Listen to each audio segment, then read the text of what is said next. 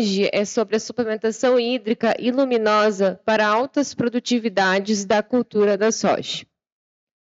Eu inicio trazendo a importância da cultura da soja em termos econômicos e sociais. A soja é a principal cultura de primavera-verão do Brasil e é a principal commodity agrícola. E o Brasil, ele se destaca em termos de produção e exportação deste grão. No estado do Rio Grande do Sul também é a nossa principal cultura de primavera-verão hoje, e Cachoeira do Sul destaca-se entre os 5 maiores produtores de soja do estado do Rio Grande do Sul. Nós temos uma área cultivada de aproximadamente 130 mil hectares de soja hoje em Cachoeira do Sul.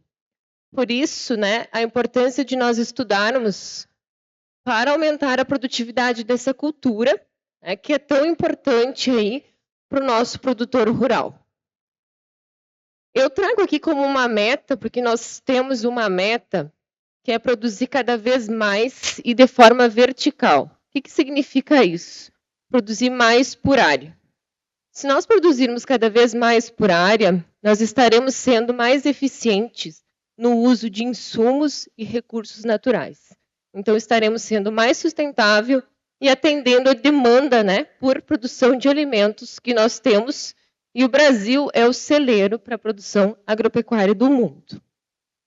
Então, para nós atingirmos a nossa meta, uma das estratégias é maximizar as variáveis ambientais, que limitam a produção da cultura. Por que isso? Eu elenquei alguns fatores de produtividade da cultura da soja, e vejam que são vários, e todos eles são importantes. Mas se o clima limitar todos esses fatores aqui, eles podem ser limitados. Então, a gente não vai ter maximização de potencial produtivo se o clima não for favorável.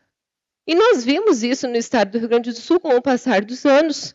Nós viemos de 3 laninhas consecutivas, com baixas produtividades, e nós entramos em um El Niño, em que nós também tivemos baixas produtividades em função das características de clima e de dificuldade para final de colheita. Então, o clima é um dos principais fatores de produção. Eu elenquei alguns elementos meteorológicos que eu julgo ser importantes para a cultura da soja e que a gente pode estar trabalhando. O principal deles é a radiação solar, porque é o substrato básico para a produção de fotossíntese, de fotoassimilados. Então, a planta precisa de reserva para ter potencial produtivo. Então, trago a radiação solar. A temperatura do ar, porque a cultura da soja é responsiva à soma térmica. Então, dentro de um limite, uma faixa de temperatura que a gente chama de temperaturas cardinais, ela vai ter o seu máximo crescimento e desenvolvimento. Então, é importante a gente conhecer a temperatura para entender o ciclo fenológico da cultura da soja. As chuvas, porque a água é o principal fator limitante à produção. Então, assim como eu falei de todos aqueles fatores, se não houver água, a gente não tem expressão de potencial produtivo. Então, precisa chover, ou então nós precisamos trabalhar com irrigação para suplementar aquilo que as chuvas não atendem do que a planta requer. E também trouxe para vocês a questão do fotoperíodo, o número de horas de luz. Então, em função das nossas condições geográficas, aqui na nossa latitude de 30 graus, o nosso fotoperíodo ele varia de 8 a 14 horas de luz. E a soja ela é uma planta de dia curto. Então, o que significa isso? Para ela entrar em fase reprodutiva, ou seja, entrar em floração, R1, ela precisa que o estímulo fotoperiódico do comprimento do dia seja menor do que o crítico daquela cultivar. Então, a gente trabalha com iluminação para ativar ou retardar a questão reprodutiva do ciclo da cultura da soja. E todos esses fatores meteorológicos, eles sofrem influência do Enos. O Enos é o El Niño, oscilação sul, que já é de conhecimento de todos, que influencia no nosso regime de chuvas. Então, nós temos o El Niño, que são chuvas acima da normal, e a Laninha, que são chuvas abaixo da normal. E nós temos também uma influência do Enos na temperatura do ar, não só nas chuvas. Portanto, qual é a problemática? Nós temos uma questão de disponibilidade hídrica influenciada pelo Enos, e nós também temos uma questão aqui relacionada à disponibilidade de radiação solar. Porque daí percebam que no ano de El Niño chove mais. Mas e o que acontece com a radiação solar? A gente tem menos radiação direta, mais dias nublados. Então, mais radiação difusa, ou seja, menos substrato básico para a fotossíntese. Então, se a chuva é importante, mas a radiação também é importante, porque ela serve como base para a produção fotossintética, a gente não tem condições de maximizar a produção nesse ano em função desse fator ambiental, certo? A outra questão que a gente tem verificado muito é o estresse calórico. Então, os últimos verões, nós temos tido picos de temperatura do ar próximo a 40 graus, e por vários dias consecutivos. Essa condição do estresse calórico pode causar abortamento de flores e também de vagens e encurtar o ciclo da soja. E também pode reduzir a quantidade de proteína e qualidade do óleo. Então, isso é uma questão ambiental que também, né, contribui para que a gente não tenha altas produtividades. Então, eu trago aqui a irrigação como uma prática de manejo que pode contribuir para essa questão hídrica, que tem sido muito complexa, né, nos últimos anos, e também para maximizar aqui essa questão ambiental, porque se a gente está trabalhando com irrigação por aspersão, a gente pode ter uma redução de temperatura no microclima, né, e a gente pode ter condições mais favoráveis ao desenvolvimento da cultura. Dentro desse aspecto fotossintético, nós conhecemos que existe um espectro aqui dentro do visível em que a planta tem uma maior taxa de fotossíntese. Então, vejam, ela fica dentro do violeta e do azul, entre o laranja e o vermelho extremo. São faixas do espectro luminoso em que a gente pode ter uma potencialização da fotossíntese, que é o que a gente deseja. Sabendo disso, e sabendo que o sistema de irrigação aqui por pivô central pode ser suporte para a instalação de lâmpadas, nós podemos, então, trabalhar com a irrigação de luz, que é um termo bastante utilizado de uma forma mais comum. Então, seria a suplementação luminosa e a suplementação hídrica. Associar o equipamento à utilização de suplementação luminosa. Então, eu trago aqui uma reportagem, né? A gente tem muito incipiente ainda a questão de pesquisa sobre isso, mas a gente tem tido bastante já reportagens, resultados e bastante parte comercial a respeito disso. Então, eu trago uma reportagem que traz que a irrigação de luz é o próximo salto da produção agrícola.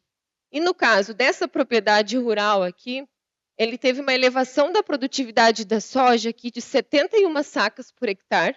Vejam, 71 sacas por hectare já era utilizando a irrigação, porque a gente tem potencial produtivo muito alto para a soja, mas em termos médios a gente não tem conseguido ainda obter produtividades tão altas nas nossas lavouras.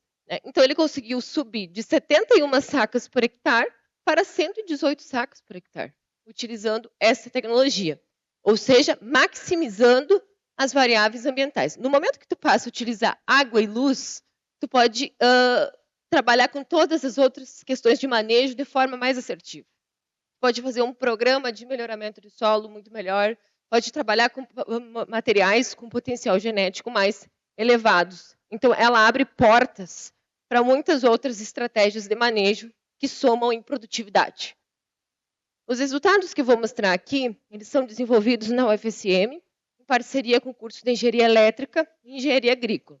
Então, eu trouxe os créditos aqui do estudante Alexander, que defendeu o seu TCC, o professor Paulo César, que vai me suceder também depois aqui na fala, e do meu grupo de pesquisa, o GEPAB, com todos os estudantes aí que contribuem para esse trabalho e demais trabalhos.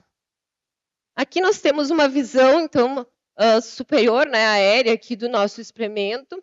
Nós avaliamos aqui 5 tipos de lâmpadas com diferentes espectros dentro daquela questão do visível que eu mostrei para vocês, aqui também pode ser observado. E o nosso experimento ele foi conduzido com irrigação por gotejamento. Então, uma irrigação localizada. Isso por ser uma área experimental em fase inicial de implantação. O ideal seria nós utilizarmos a aspersão para, de fato, representar a condição de um sistema de pivô central. Nós utilizamos uma cultivar de GMR 5.5, ou seja, uma cultivar mais precoce, e uma data de semeadura mais tardia, 28 de novembro, porque a gente não teve janela de semeadura. Vinha chovendo muito naquela primavera ali do El Ninho, então a gente não teve janela de semeadura. Nós utilizamos uma cultivar com alto potencial produtivo, que é a cultivar BMX Zeus.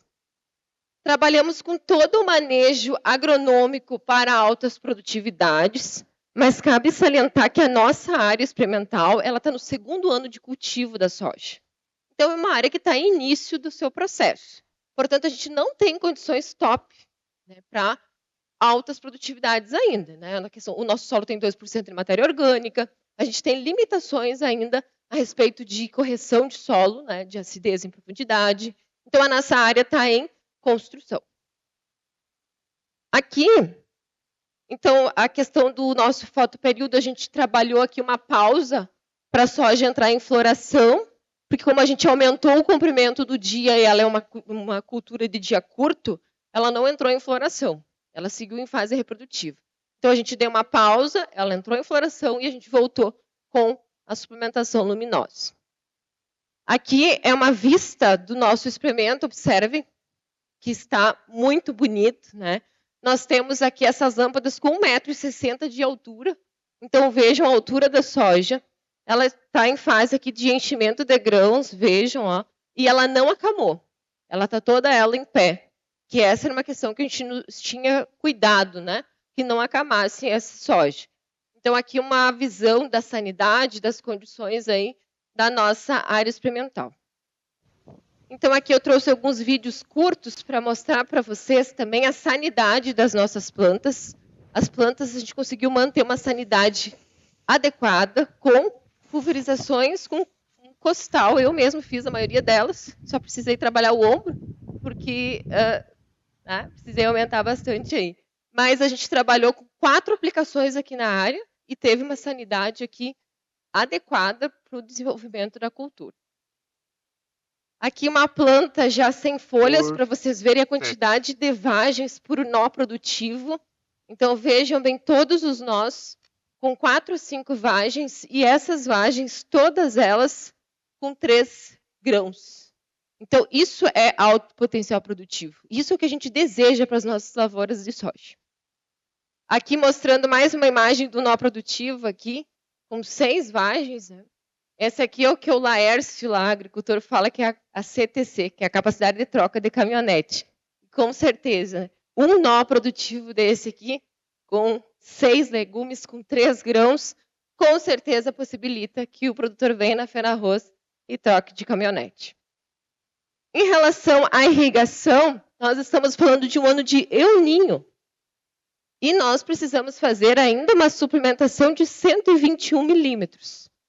Ou seja, mesmo em anos de El Ninho, essa distribuição das chuvas ela não é regular. E houve um período aqui, mesmo aqui, ó, em janeiro e fevereiro, em que a cultura estava consumindo próximo de 7 milímetros por dia. Esse é o consumo da soja em fase reprodutiva. 7 milímetros por dia, é muita água. E que faltou chuva. Portanto, nós fizemos aqui suplementação hídrica da fase de floração, quando a soja garante número de vagem para a planta, esse é o componente de produtividade, e aqui nesse período aqui é onde ela estava formando, né, o número de grãos por vagem. Então vejam a importância da irrigação para a segurança da nossa produtividade. Choveram 661 milímetros e a soja utilizou aí 519 milímetros por meio do seu processo de evapotranspiração. E nós suplementamos 121 milímetros via irrigação. No nosso caso, lá foi gotejamento. Em relação, aqui eu tentei trazer as cores das lâmpadas, não ficou tão bem, porque eu precisei fazer ali uma modificação, mas observem a diferença de quando a gente utilizou a suplementação luminosa e quando nós não utilizamos.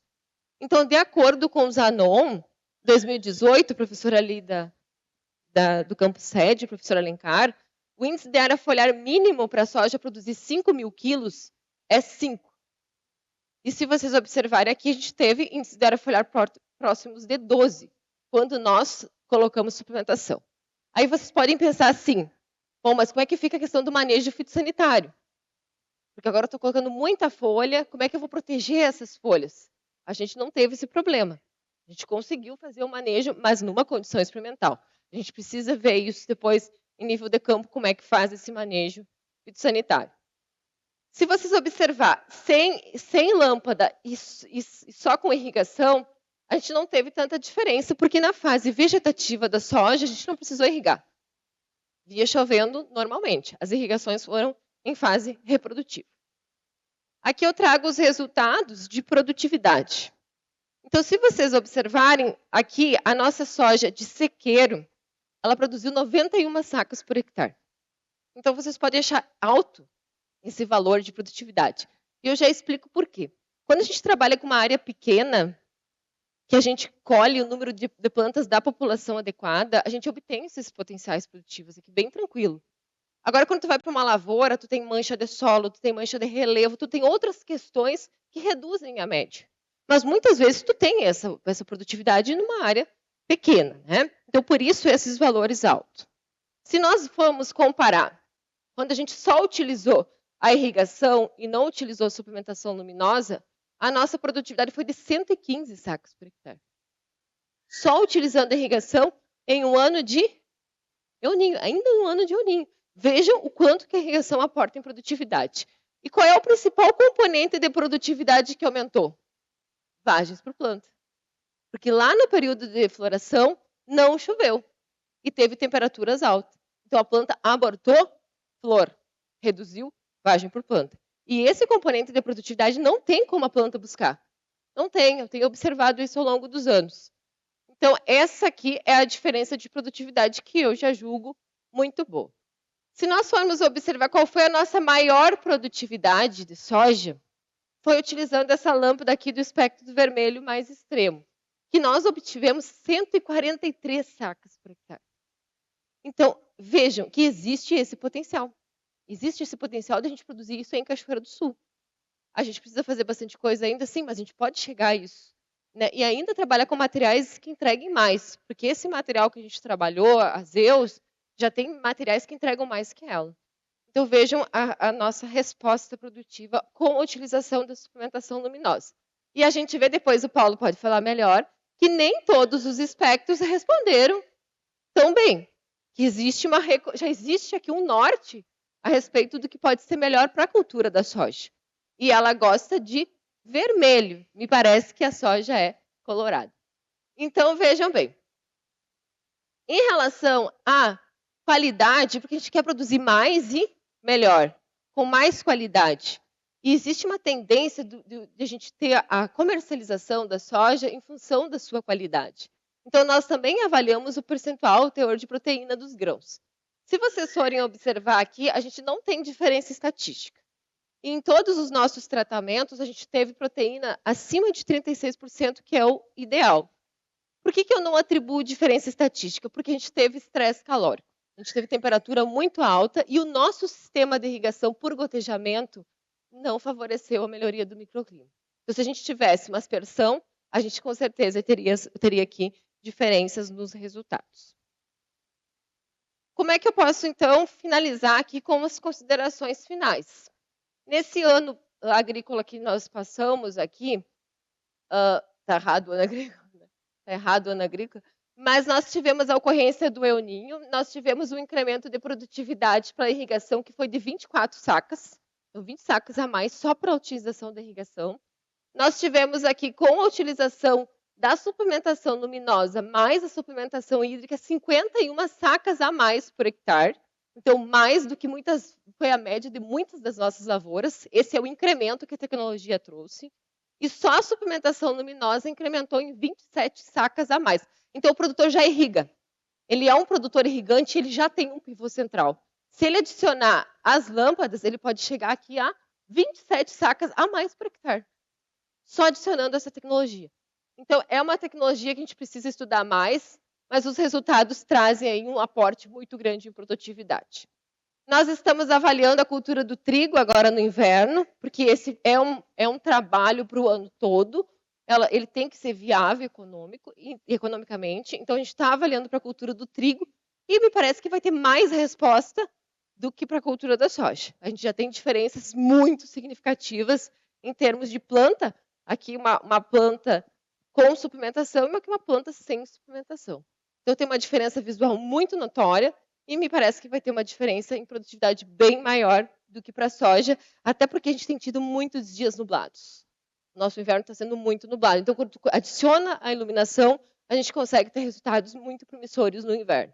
Então, tudo indica que a gente tem aí uma tecnologia que vai contribuir muito para o nosso incremento de produtividade da lavoura do ano todo aqui para a nossa região. Eu agradeço a atenção de vocês, fico à disposição para qualquer dúvida, aqui estão os meus contatos, e agradeço aí a presença, né, no sábado à tarde, logo após o almoço. Desejo uma boa continuidade para os meus colegas que irão apresentar seus resultados. Muito obrigada. Boa tarde. Tudo bem, tudo bem. Desculpa a organização do evento, a gente escolheu trocar, né, professor? Por causa que o trabalho que eu vou mostrar aqui tem muito a ver com o trabalho que a gente está desenvolvendo junto com o trabalho da professora Zanandra, que acabou de mostrar. Tá?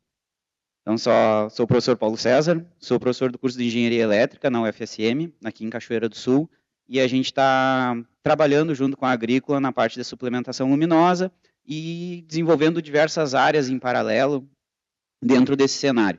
E o que eu vou mostrar aqui é mais relacionado ao desenvolvimento e aplicação dessas tecnologias para o cultivo de hortaliças, né? Então, como a professora Zanandra comentou antes, é uma área que vem sendo desenvolvida há poucos anos e tem muito chão pela frente e várias frontes de ataque. Então, uma que a gente está trabalhando também é na parte de hortaliças, em específico para a agricultura familiar, e é sobre isso que eu vou conversar um pouquinho aqui hoje, certo?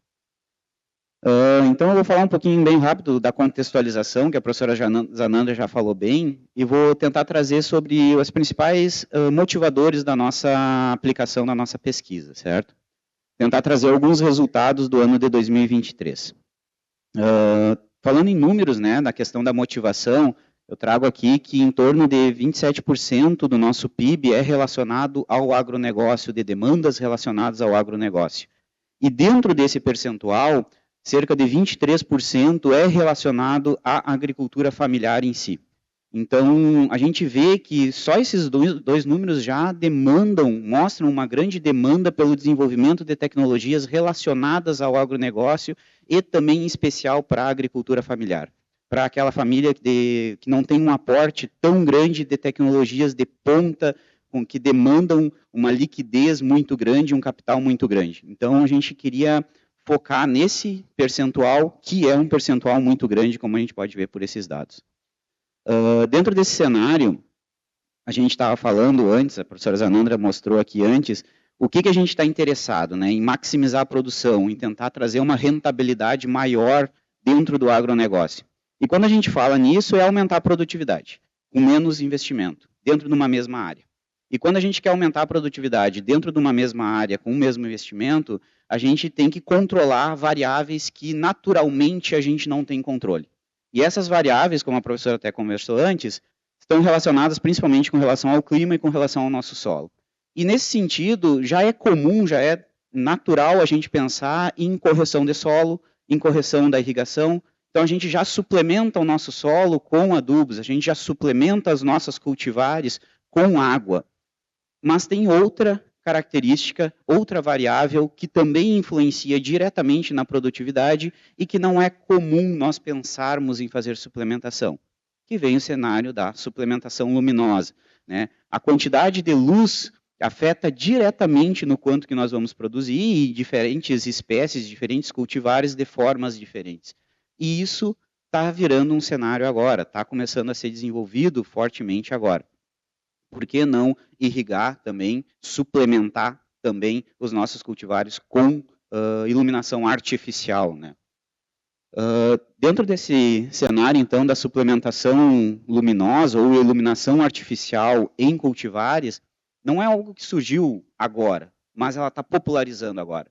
Em cenários muito específicos, já era feita a suplementação luminosa. Eu trago aqui a imagem de um estádio, onde é comum isso acontecer, e por causa da estrutura arquitetônica, a incidência luminosa não é uniforme dentro do gramado. Então, uma das formas de controlar e fazer com que o crescimento daquele gramado seja uniforme é realizar a suplementação luminosa, como está indicado aqui, ó, daquele gramado. Isso já acontece, é muito comum, e por não ser um cenário onde a produtividade era um grande fator, tudo bem fazer. E ainda já eram utilizadas lâmpadas, tecnologias de iluminação pública para esse cenário. Só que agora, voltando para o cenário da agricultura, tem que ser viável economicamente e tem que ter um impacto na produção final. E isso não era viável economicamente com tecnologias de iluminação pública que eram utilizadas em cenários específicos. Então, o que a gente tem agora, com a dominância da tecnologia LED para luminárias, a gente torna possível economicamente esse estudo para aplicação no agronegócio, para aplicação de cultivares, né? Então, isso vem crescendo nos últimos anos, só que ainda esse cenário é muito incipiente de desenvolvimento de tecnologias. Quando a gente fala de tecnologia LED, o que ela cresceu nos últimos anos foi para a nossa aplicação de visão. Então, todos os cenários de desenvolvimento de semicondutores, desenvolvimento de óticas, desenvolvimento de circuitos de acionamento foram para reatores, para a nossa aplicação, para a iluminação de lugares como esse, iluminação pública, iluminação residencial e assim por diante. E o que torna eles atrativos é a capacidade de gerar mais luz com menos energia elétrica. Então, são sistemas de iluminação muito mais eficientes, menos energia e mais luz. Só que tem outro detalhe que ainda torna eles muito atrativos, que é a capacidade de gerar comprimentos de onda específicos. A professora Zanandra falou antes que a soja, quem sabe, seja colorada, porque ela cresceu mais no vermelho. E quem torna possível de eu sintetizar apenas o vermelho que ela gosta é a tecnologia LED. Então, aliado à capacidade de gerar mais luz com menos energia e gerar comprimentos de onda, gerar cores específicas, tornou a tecnologia LED totalmente, essas características tornou a tecnologia LED atrativa e abriu um grande nicho de pesquisa que agora é, bom, a soja gosta do vermelho, mas e o alface? E a flor? E os outros cultivares gostam de que cor? E como fazer essa suplementação? Como aplicar isso? Nesse cenário vem se destacando algumas frontes de pesquisa. Suplementar luz para cultivares, beleza, mas eu posso fazer isso de formas diferentes.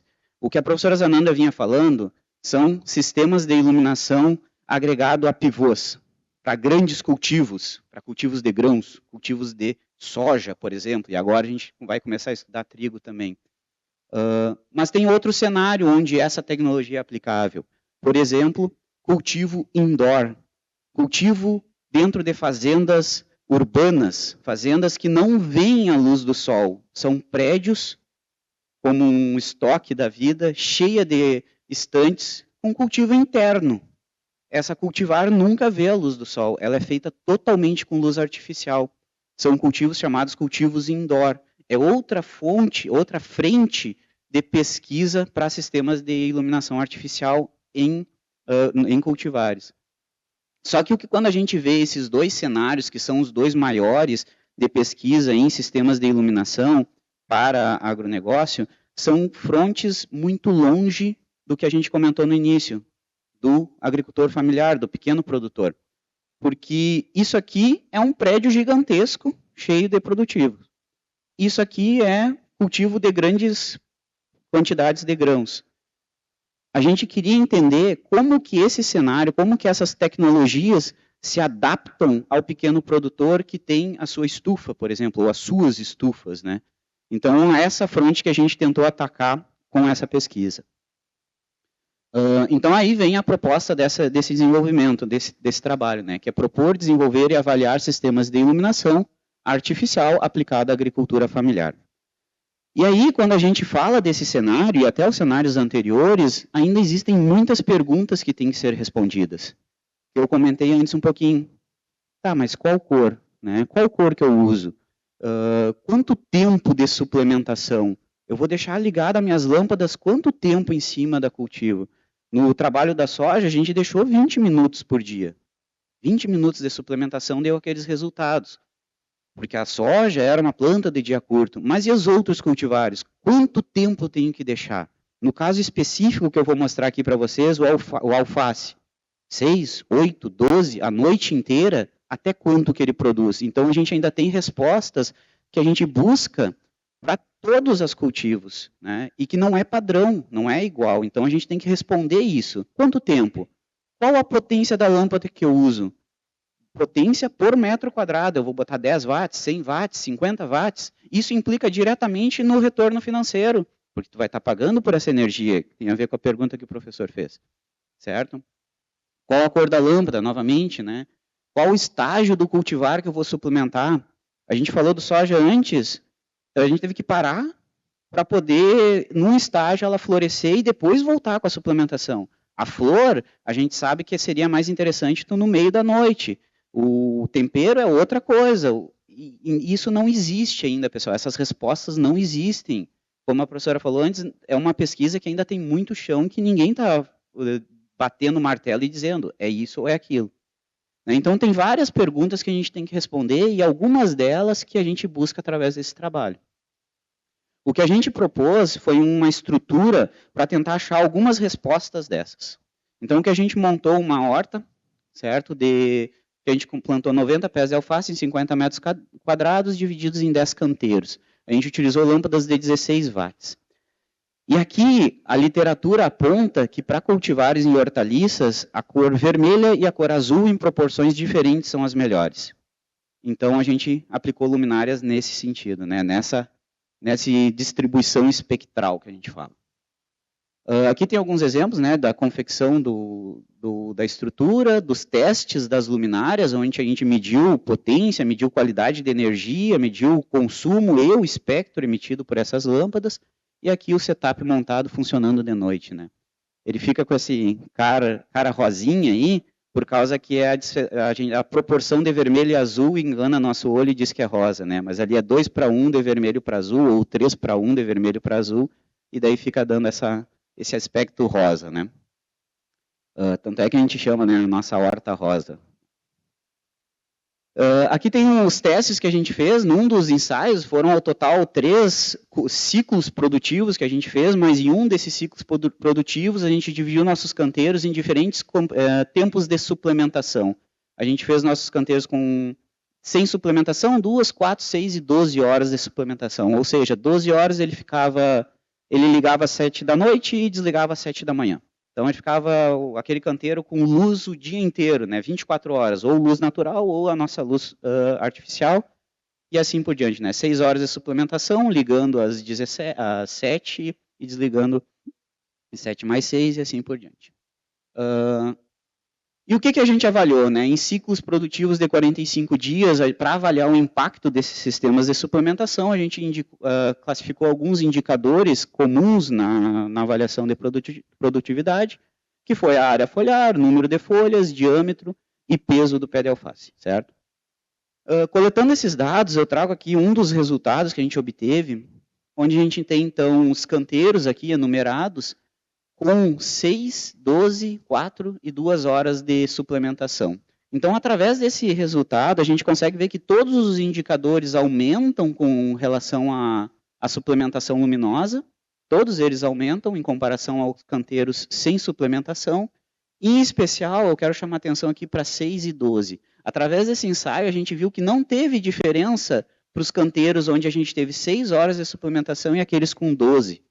Ou seja, para o alface, para o nosso cultivar específico, 6 horas ele satura. Dar mais que 6 horas de iluminação artificial, totalizando 18 horas de iluminação no dia, o alface não cresce mais. Então, 6 horas é o nosso ponto. Achamos uma das respostas que a gente queria antes. Quanto tempo? Nesse caso, mais 6 horas. No caso anterior, no caso da soja, 20 minutos. Então, olha a diferença, né? E como cada cultivar tem uma diferença, e essas respostas a gente busca, né? Então, aqui a gente tem os indicadores de área foliar, diâmetro e peso de cada um deles, um em cada cor, e atrás tem uma média dos indicadores que a gente fez, certo? Então, olha que a média em verde lá atrás, ó, ela é praticamente a mesma para 6 e 12 horas. E esse dado conduziu os nossos próximos experimentos após isso. A gente depois usou os 10 canteiros com 6 e continua avaliando esses resultados agora sempre com 6 horas de suplementação. Sobre a análise econômica, o nosso sistema que a gente propôs para fazer essa suplementação luminosa é meio, como é que eu vou dizer, eu sempre gosto de dizer que é meio ruim a gente fazer essa análise porque o sistema ele não é otimizado para aquele ponto. E quando tu vai fazer um sistema comercial, ele é otimizado para aquilo. Então a gente tem um sistema aqui, por exemplo, de acionamento das lâmpadas que poderia acionar 100 lâmpadas, mas a gente já usou para acionar 4. Então é meio injusto fazer essa análise, né, porque a gente não maximizou. Mas mesmo assim, né, a gente teve um investimento de R$900 em equipamento e gasto de energia de R$13 por mês nesse sistema. Através desses dados, primeira análise que a gente fez, a gente deixou os canteiros sem suplementação e com suplementação o mesmo tempo. Os indicadores deu um incremento de 40%, 47% a mais nos indicadores do pé com suplementação. Então, área foliar, diâmetro, peso, 47% maior do que os pés sem suplementação. Primeira análise que a gente fez, bom, então ele tem um apelo comercial melhor. No mesmo tempo, o meu sistema tem um apelo comercial maior. E a gente tentou transformar isso num apelo financeiro, né, que a gente teria, então, um retorno de R$230 por ciclo naquele canteiro com esse sistema instalado. Mas a gente vê também que não necessariamente o apelo comercial seria um retorno financeiro direto para o produtor. A gente fez um outro estudo que era com relação ao tempo. A gente definiu um padrão de indicadores que a gente queria alcançar e o canteiro sem suplementação alcançou esse padrão em 45 dias, enquanto os canteiros com suplementação alcançaram o mesmo padrão em 40 dias. Isso dá um incremento em torno de 10% no tempo de cultivo, o que no ano dá um ciclo a mais. Então, o produtor teria um ciclo a mais dentro do ano de rentabilidade na mesma área, através do investimento. Ele conseguiria gerar uma colheita a mais na mesma estufa dele com esse investimento. Então, isso pode ser escalável para o tamanho da produção que aquele produtor tem, certo? Através desse investimento. Então, acho que seria uma comparação mais justa, né? 10% mais rápido. Minha produção seria 10% mais rápida. Então, tu teria a tua análise econômica para o teu setup, para a tua condição, de uma forma mais específica. Então, algumas conclusões que a gente chegou desses primeiros resultados é que a 6 horas para essa espécie específica de alface seria o ideal, né? Então, totalizando 18 horas de iluminação, a gente queria 47% de incremento de produtividade, tempo 10% mais rápido, e o que acarreta em um ciclo a mais por ano.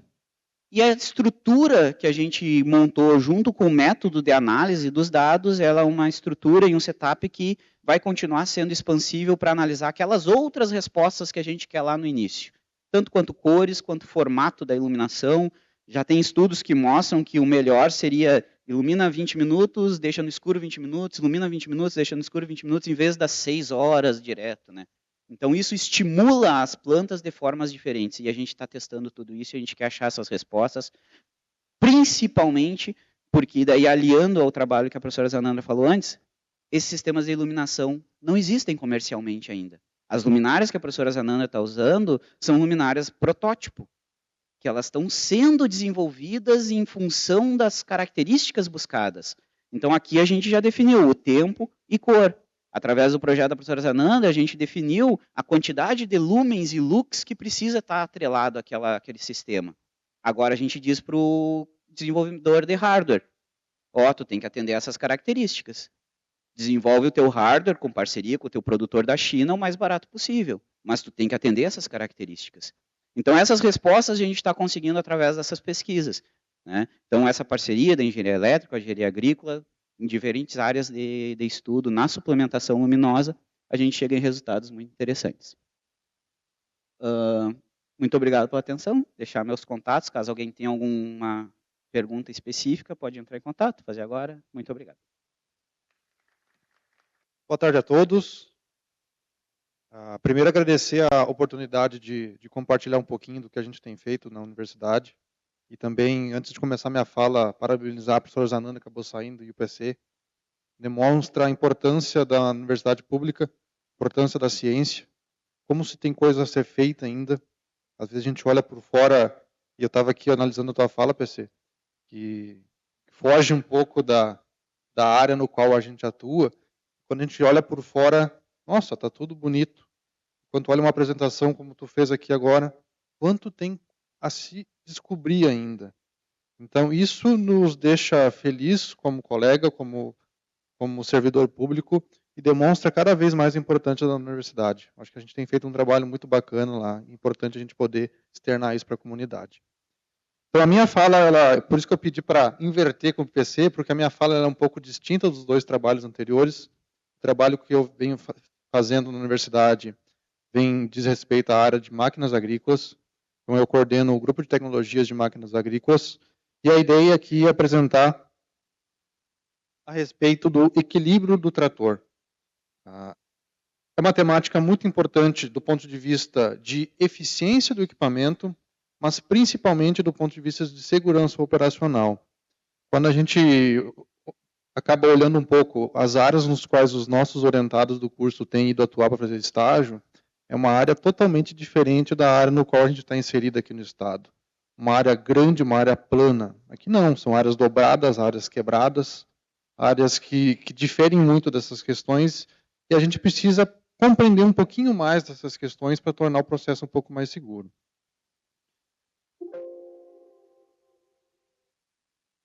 Então, as máquinas agrícolas hoje, de forma geral, elas estão envolvidas entre 20% a 40% do custo da produtividade em uma propriedade.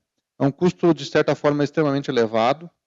Se a gente for considerar o que tem acontecido nas últimas 3 ou 4 safras aqui no estado, é de se pensar essa questão.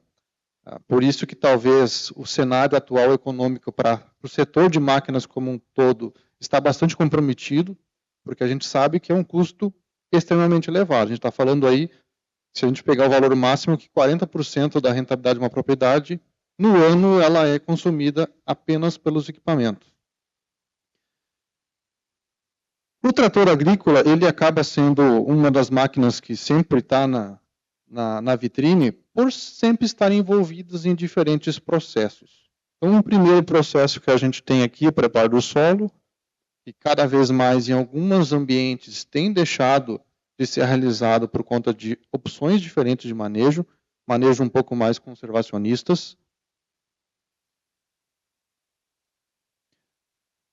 A segunda opção diz respeito à parte de semeadura, plantio e transplantio. Então, semeadura quando a gente está colocando uma semente, plantio quando a gente está colocando uma planta, transplantio quando a gente está fazendo uma inserção de uma muda. Então, são questões que a gente precisa compreender o que acontece com cada uma delas. E, por fim, os tratos culturais. Então, de maneira geral, uma propriedade agrícola, independentemente da sua cultura e do seu manejo, as duas dessas ela vai ter que cumprir, pelo menos. Semear e tratar. Ou em alguns outros cenários, como, por exemplo, principalmente batata, a gente vai ter que fazer preparo do solo, plantio e tratos culturais. Então, cada ambiente tem a sua alocação de operações. Mas quando a gente fala do trator agrícola, nós temos várias opções de equipamentos. E algumas nomenclaturas, principalmente do dia a dia, acabam nos confundindo sobre algumas questões importantes da gente compreender. Então, basicamente, ambos os tratores que vocês estão vendo na foto são tratados, basicamente, pela mesma nomenclatura no meio do dia a dia. Ambos são tratados como tratores 4x4. Quando a gente usa a denominação 4x4, nós queremos dizer que todos aqueles pneus tracionam. Contudo, este aqui, ele tem uma diferenciação para este aqui, que são os perímetros das rodas. As rodas têm perímetros diferentes do eixo dianteiro para o eixo traseiro. E essa diferenciação, apesar dela parecer pequena, ela é extremamente importante no desempenho do equipamento e na capacidade de tornar a operação segura ou insegura, dependendo do ambiente no qual a gente está. Por isso que às vezes é importante a gente ficar sendo até um pouco chato, de quando a gente escuta o pessoal falar isso aqui é um trator 4x4, a gente tem que dizer não é um trator 4x4. Porque isso pode te levar ao entendimento de que todo mundo está trabalhando igual ali. E não é o que acontece. Compreendendo que isso é um trator 4x2, com tração dianteira auxiliar, que inclusive o agricultor pode ligar ela e desligar conforme ele tem interesse, nós começamos a entender que esse trator ele tem características diferentes deste. Então, o conhecimento e a nomenclatura do tipo de equipamento que a gente vai trabalhar já nos dá um indicativo do que a gente vai ter que fazer. Primeira coisa, área de contato do pneu. Por que a área de contato do pneu vai mudar muito? Porque se a gente estiver trabalhando com pneus de perímetros diferentes, significa que a área que o pneu dianteiro ocupa sobre o solo é diferente da área que o pneu traseiro ocupa. A principal consumidor de energia num trator é justamente o seu rolamento. O quanto que o pneu rola sobre a superfície. Quanto mais pesado um trator é, mais consumo de resistência ao rolamento. E nós também não queremos que essa área seja, de certa forma, mal alocada sobre o solo, porque isso vai causar compactação. Também a gente não quer que ela seja muito pequena, porque ela não vai ter capacidade de suporte para fazer aquilo que o trator tem como objetivo, que é tracionar. É só a gente encher o chão aqui com sabão e ficar pé descalço e vamos ver quantos tombos a gente vai ter. O que está faltando nos nossos pés? Tração. Nós não temos área para podermos agarrar no chão e gerar tração. Isso é um pneu de um trator, por exemplo, numa área que está com umidade muito alta, ele não tem capacidade de suporte com aquele solo, ele começa a patinar. Então, tudo isso está envolvido, a gente precisa compreender esse aspecto. Segunda questão, e aqui entra uma questão particular dos tratores 4x2 com TDA. Tendo em vista que seus pneus dianteiros são diferentes em perímetro para o pneu traseiro, isso significa que a velocidade no qual esse pneu gira tem que ser diferente da velocidade que esse pneu gira.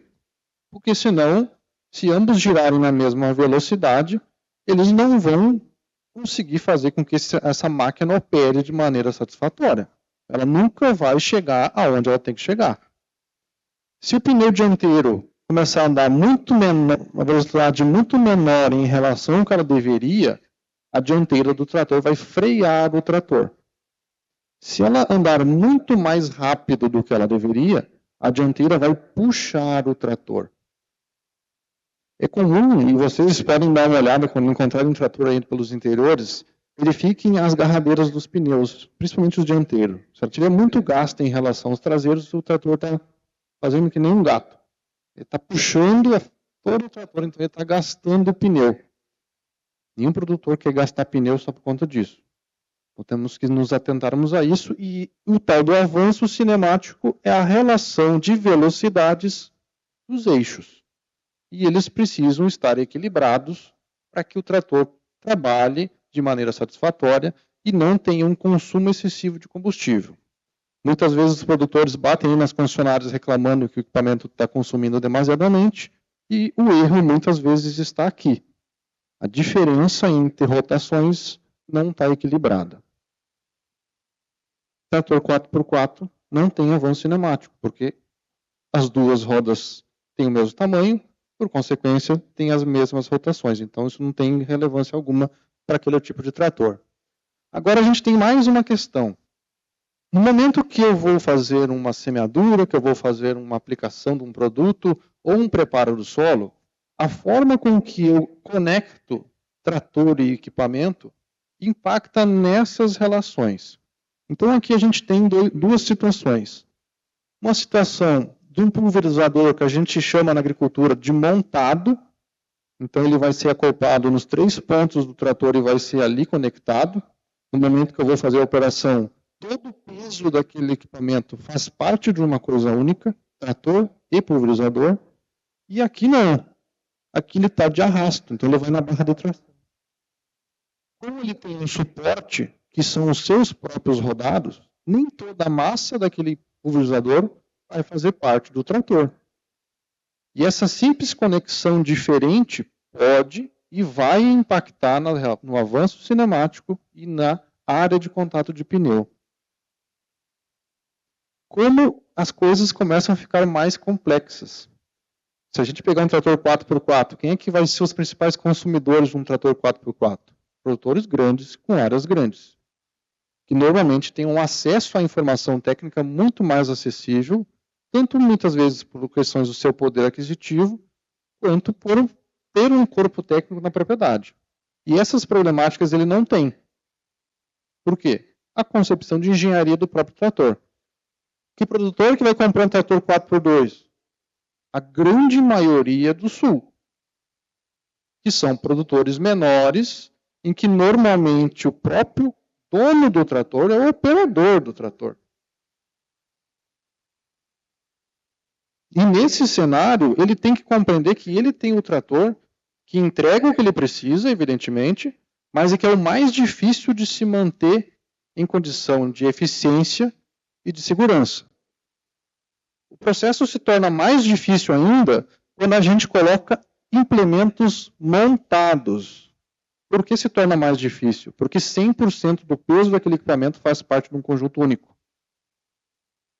E qual é o equipamento que traz um ambiente mais inseguro ainda? O pulverizador. Por que o pulverizador? No caso da foto ali, é um pulverizador de 600 litros. Ora, ele está com 600 litros. Ora, ele não está com 600 litros. A cauda foi pulverizada. Então, o produtor que ele sai para uma operação com equipamento, pensando apenas na cauda, com 600 quilos, daqui a pouquinho, esses 600 não existe mais. Isso já impactou no ambiente que ele está. Então, o próprio implemento tem uma modificação ao longo do uso. E se eu tiver uma condição muito insegura de trabalho, como a gente pegar na minha região ali, Venâncio Aires, ou a gente ir para um pouquinho, sobe um pouco mais ali, Barros Cassal, Sobradinho, são regiões extremamente inclinadas. O que acontece com o pulverizador que antes tinha 600 kg, agora não tem mais, se eu estiver subindo? Então, são condições muito inseguras que, às vezes, o pessoal esquece de analisar essa questão, foca muito apenas no desempenho. Vamos focar no desempenho e consumo de combustível. Ótimo. Mas será que no final da tarde não é bom chegar em casa vivo, poder tomar um chimarrão em casa tranquilo? Acho que sim. Então, essas coisas são importantes da gente apontar. Então, eu trago para vocês aqui 2 resultados de teste que a gente vem fazendo nos últimos anos com o pessoal, em parceria com algumas concessionárias aqui da cidade. Então, um primeiro trabalho, nós fizemos uma avaliação do efeito da banda de rodagem do pneu e da pressão interna do pneu sobre a questão de área de contato do pneu sobre o solo e o avanço cinemático. Quando a gente fala banda de rodagem, nós estamos nos referindo justamente ao entorno do pneu. Os pneus agrícolas são bastante distintos, muitas vezes, de um pneu como o do carro, por exemplo. De acordo com o ambiente que a gente vai colocar aquele trator, ele tem que ter mais ou menos garra, para que ele não atole. Um trator que vai para uma área de arroz, ele tem que ter uma garra mais alta do que um pneu que vai para uma área de coxilha mais seca, senão ele vai atolar. Então, essas diferenças impactam em tudo que a gente conversou até agora. Então, foi o intuito de analisar aqui o efeito dessa banda e da pressão interna do pneu. O que a gente encontrou aqui? Que para pneus R2, que são os pneus que têm a garra mais alta, ele praticamente não interferiu no tal do avanço cinemático do trator, em função da mudança da pressão que o pneu tem. Pressão essa mesmo que a gente vai no posto de gasolina calibrar o pneu. Essa pressão que a gente está falando. Então, se a gente mudar essa pressão interna do pneu e eu estiver com um pneu R2 no meu trator, a mudança do avanço não acontece. Agora, se eu tenho um pneu com a garra mais baixa e eu mudar a pressão interna dele, o avanço saiu de 2% para quase 3,2%, 3,3%. O que isso significa? 2% de avanço. Significa que o eixo dianteiro tem que girar 2% mais rápido que o eixo traseiro para que exista um equilíbrio e o trator ande. Pela simples mudança da pressão do pneu dentro, a gente sai de 2% para 3%. Ah, mas isso é muito pouco. Isso é extremamente suficiente para um trator não conseguir mais sair do lugar. Ou, vocês que gostam muito do YouTube, acesse o YouTube e bota lá no YouTube, trator galopando. Aí vocês vão ver um trator pulando assim, ó. Operador dentro da cabine lá, saltando dentro da cabine. Qual é a culpa disso? Avanço cinemático em porcentagem errada. Eu gosto de brincar com os alunos em sala de aula. Qual foi a última vez que tu calibrou os pneus do teu carro? Aí muitos, nem lembro, professor. Aí vamos para o interior. Qual foi a última vez que calibrou os pneus do trator? Nunca. Quando chegou do caminhão da concessionária, desceu, aí um pneu dos 4 furou, ele tirou, levou na borracharia, arrumou, aquele veio de um jeito, e os outros 3 continuou do jeito antigo. Então aqui nós estamos falando no ambiente no qual os 4 pneus do trator foram calibrados com a pressão, nesse caso aqui que eu estou apontando, 180 kPa. E a gente sabe que isso não é um padrão. O mesmo trator com 4 pneus, ele vai ter pressões diferentes. É uma bagunça. E aqui do lado, o que a gente tem? Olha só, aumentando a área, aumentando a pressão do pneu, houve uma redução da área de contato desse pneu com o solo. Muitas vezes a gente não se atenta a qual é a calibragem máxima que aquele pneu pode. Vai e coloca um monte. Deixa o pneu estourando. Essa redução de área aqui faz com que o pneu tenha menos capacidade de tração, porque ele está mais inflado. E aí ele quica mais. Se tiver um solo muito duro, ou andar... O exemplo que eu gosto de dar na sala também é calibrar os pneus demais de uma bicicleta e andar numa rua de paralelepípedo. Isso aqui, esse aqui é justamente isso. Calibrei o pneu demais e andei numa rua de paralelepípedo. Em 5 minutos, teus braços estão doendo de tanto vibrar. Mesma condição a gente está colocando para um trator operando aqui, com um diesel aí ao preço que está.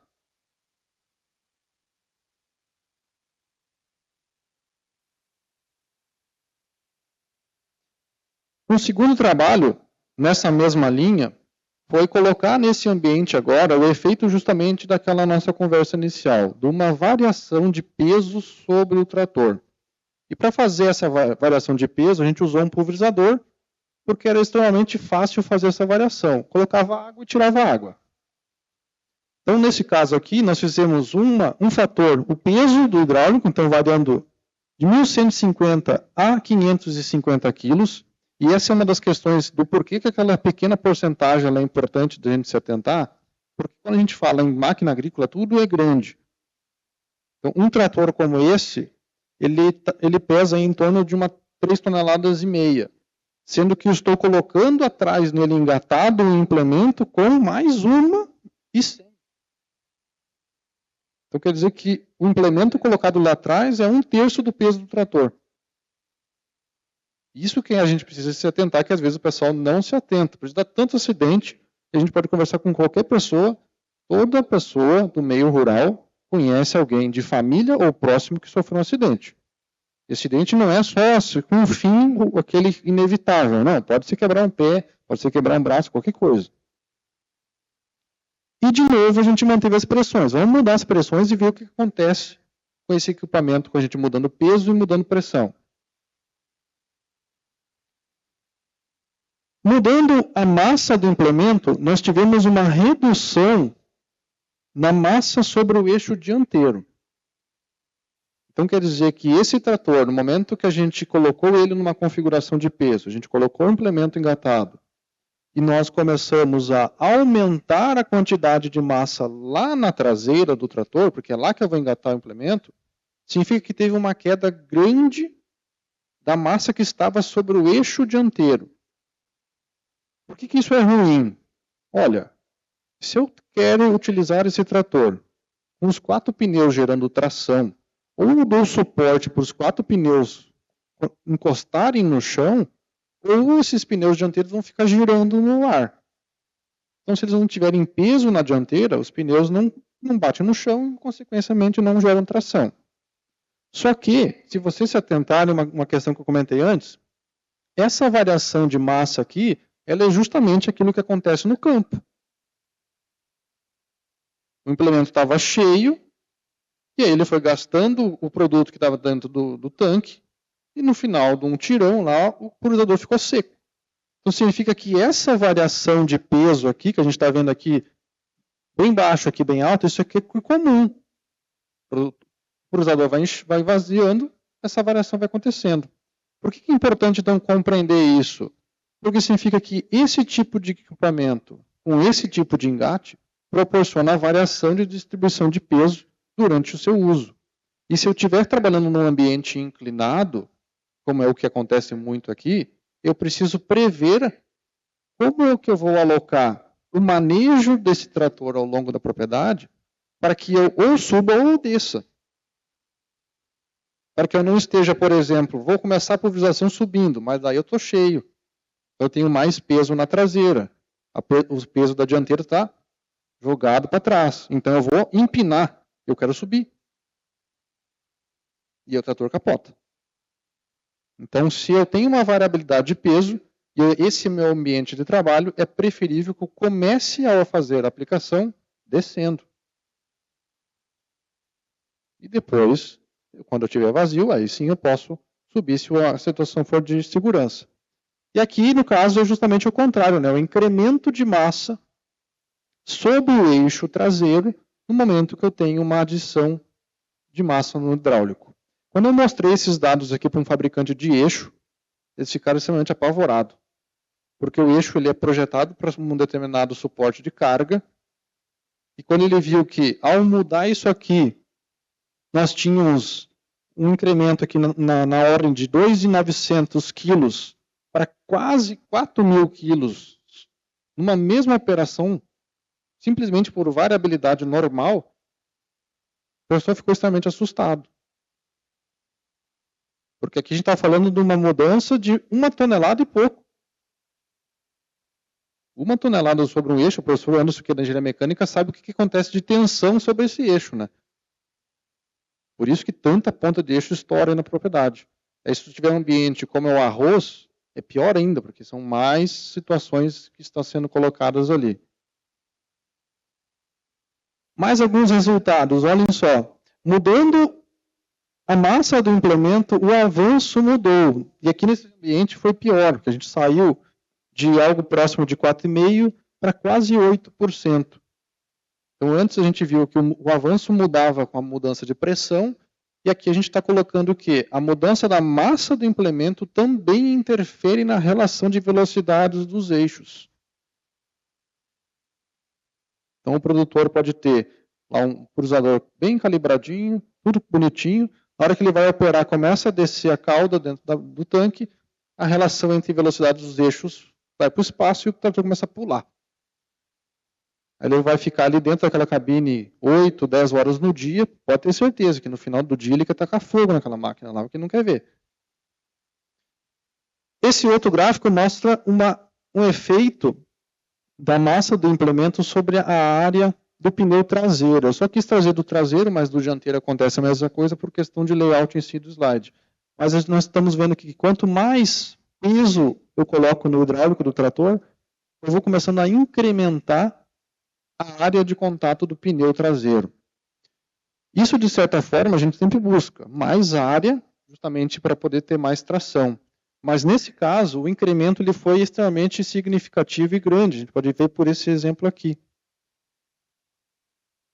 De certa forma, para a estrutura do pneu, esse incremento não é interessante, porque não é um incremento baseado num efeito necessário, e sim um excesso de peso, e por consequência toda a estrutura de metal do pneu não tem capacidade de depois ficar retornando isso sempre.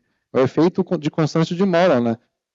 O pneu ele vai, é pressionado, depois ele volta à sua estrutura quando essa pressão sai. Mas esses ciclos tendem a chegar a uma fadiga, no qual depois a gente vai ter uma perda de pneu. E muitas vezes a gente vê isso em tratores um pouco mais antigos, aqueles pneus todos crecalados, rachados. É justamente por conta desse efeito aqui. Então, quais são os resultados principais que a gente obteve com esses dois trabalhos? Em relação à área de contato dos pneus. Então, quanto maior for a pressão interna desses pneus, a tendência é de se reduzir a área de contato do pneu. Então, nós não podemos nem calibrar demasiadamente e também nem de forma muito pequena para que o trator não tenha esse impacto dessa questão. Uma outra coisa muito importante, veja só, a área dos pneus dianteiros diminui e dos traseiros aumenta com o incremento de peso no hidráulico. Com relação ao avanço, maior com o aumento de pressão interna. Quanto maior for a pressão colocada dentro do pneu, a tendência é a gente impactar mais no avanço. Aumento significativo do incremento da massa. Quanto mais pesado for o implemento. E aí é o que acontece, às vezes o pessoal bate muito nas concessionárias, nas empresas de máquinas. O pessoal coloca ali no catálogo que só pode 1.000 quilos no hidráulico. Mas na minha propriedade eu coloquei 2.000, não deu nada. Por que eles estão fazendo isso? Estão querendo me enganar? Não, porque eles sabiam que tinha que colocar 2.000. Então eles têm que colocar um valor mais baixo, também por segurança do próprio equipamento, mas segurança para o cara que vai operar ali. Porque ele sabe que isso aqui vai acontecer. E a distribuição de massa entre os eixos é uma variação do peso que afeta diretamente a distribuição sobre os eixos do trator. O que isso significa? Que quando eu for mudando a massa do implemento que está lá engatado, as massas do próprio equipamento vão sendo distribuídas de forma diferente do eixo dianteiro para o traseiro, e assim vai indo. Se eu tiver um trator aqui, nesse ambiente que é plano, um trator 4x2, se parte por premissa que 30% a 40% do seu peso tem que ficar no eixo dianteiro. E o restante todo sobre o eixo traseiro, porque o maior pneu, mais área de contato, mais tração, então mais peso.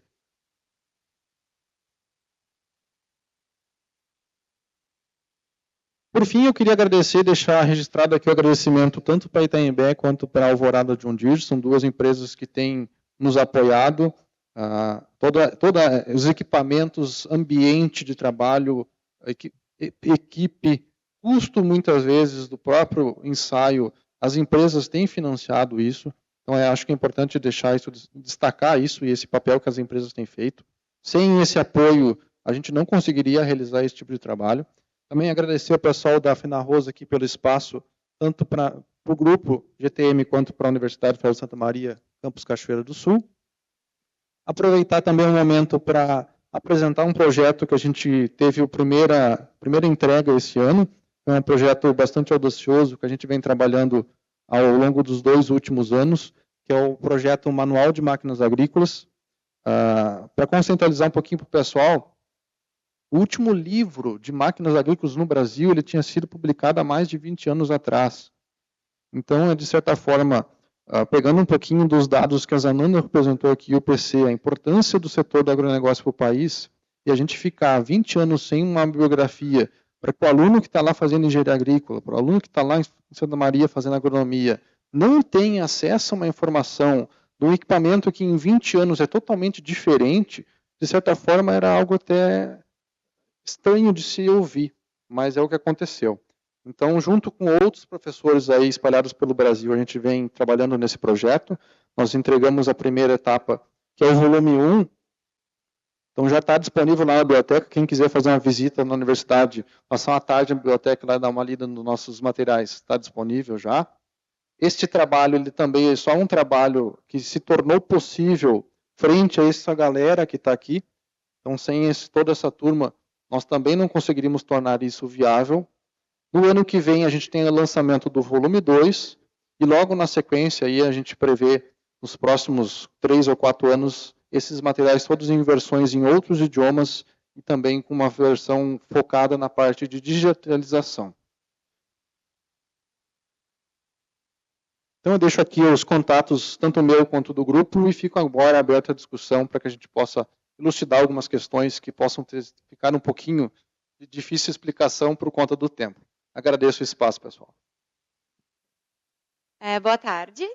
Gostaria de agradecer à equipe organizadora da feira pelo convite, também pelo espaço para que nós pudéssemos trazer um pouquinho do que é a inovação para a Universidade Federal de Santa Maria e como que essa inovação chega até a sociedade, a comunidade acadêmica e as cidades, não só Cachoeira do Sul, Santa Maria, Frederico e Palmeira, mas também todo, né, o contexto gaúcho, nacional, enfim.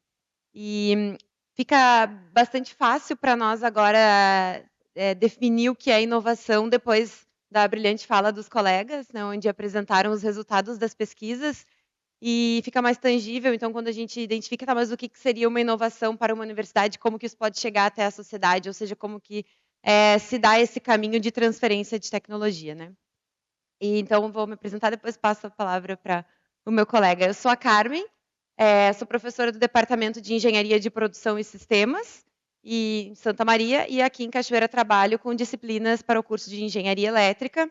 E o que me traz aqui, falando sobre a inovação, é a minha função dentro da Pró-Reitoria de Inovação e Empreendedorismo da Universidade Federal de Santa Maria, que tem a sua data de nascimento relativamente bem nova, né? Ela foi criada há 2 anos atrás, porque ela foi um avanço da Agitec, que era a agência de inovação e transferência de tecnologia da universidade, que se comportava exatamente como uma agência, ou seja, como um escritório facilitador de transferência de tecnologia e de registros de propriedade intelectual da universidade.